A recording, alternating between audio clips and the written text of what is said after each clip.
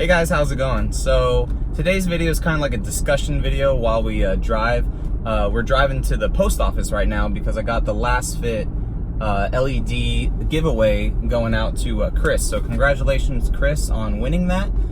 You guys may know Chris from the Fan Feature Friday, I think 2 weeks ago or so. So yeah, so we're going to the post office right now to drop all that stuff off. But one video that I really wanted to do for a while now is talking about the 4Runner's lack of Toyota safety sense. Now I know before you jump into the comments, and like people have before, oh, why do you need safety sense on an off-road vehicle? You don't need parking sensors, you don't need any of that crap on an off-road vehicle. No, you don't. You 100% do not.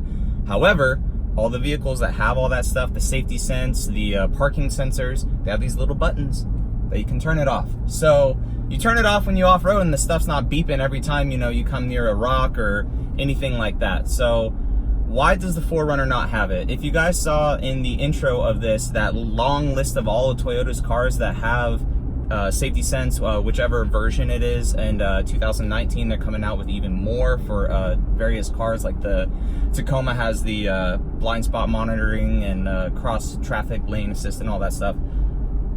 But the 4Runner still does not have it, which I'm perfectly fine with. I know how to drive. It's just nice to have that radar cruise control, you know, so you don't have to worry about it while you're driving, especially when you pay the premium for this. One thing that I thought I would never really care about though, and that's the reason why I wanted to make this video, is the blind spots.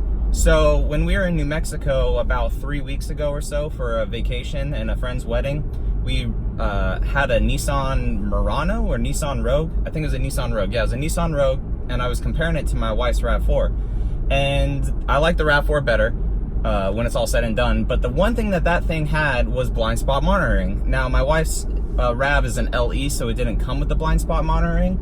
And I thought it was annoying at first and whatnot, like to have this stupid little orange thing there. But I didn't realize how helpful it actually is. Especially when I got back into my 4Runner that, okay, don't knock on me in the comments, I have 5% tint. So at night, that stuff's pretty freaking dark. And yes, that's my fault for, you know, getting dark tint. But the thing about it is that I like dark tint. But what the blind spot monitoring does is no matter how open or how bubbly your car is, you always have that, you know, kind of blind spot. So I really like that, to look over in my mirror, to have that indicator there to show me, hey, there's a car like legit right behind you that you didn't, you know, look at. Like, especially if you have to do a quick lane change, like just seeing if there's nothing there and then just a quick head check, that's really sweet. So I really, really like that. So probably out of all of that, the radar cruise control and blind spot monitoring. I don't need parking assist really, because the Limited has that, which is nice, but I don't really need it. And I say that as I backed into my own mailbox and that pissed me off. But anyways, I don't really need it, you know. You have the rear view camera, there's good eyesight in this whole vehicle. You don't really need the parking stuff, but it's still just nice to have when you're paying this much money for a vehicle like that. Now, honestly, I don't understand why the 4Runner though does not have all that. People may say, well, it's at the end of its model year. They don't want to put the R&D into it. That makes a lot of sense, and that's what I thought at first, until, I keep going to my wife's RAV because it's super easy, but her generation of RAV only came out 4 years ago, 5 years ago, I think. And the 2019s are coming out. But 2 years ago, so it was halfway through its cycle, they updated it. The Tundra is completely outdated, as much as the 4Runner and Sequoia. But guess what? Both of those have the Toyota safety sense in it. Tundra's model year is a year away, 1 to 2 years away from being completely redone. The 4Runner is a year to 2 years away from either, unfortunately, being axed or being completely redone. So I don't see why they couldn't just put it onto it.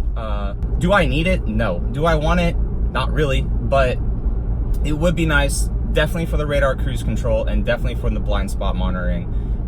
Again, I know how to drive. A lot of you all know how to drive, but it's just having those extra things that every car has now, even the Corolla. I believe the Yaris as well was on that list too. Not the best brand of Priuses, you know, like the lower tiers. Everything comes standard with them except for the 4Runner. The 4Runner is the only one with the outdated info gauge. It gives me everything I need, but it doesn't give me tire pressure. It doesn't give me certain temperatures for certain parts of the vehicle that I need. I only have one temperature gauge that goes to the same spot that everyone else's 4Runner goes to. You know, I don't have trans temp or any of that stuff. So having that would be really, really nice.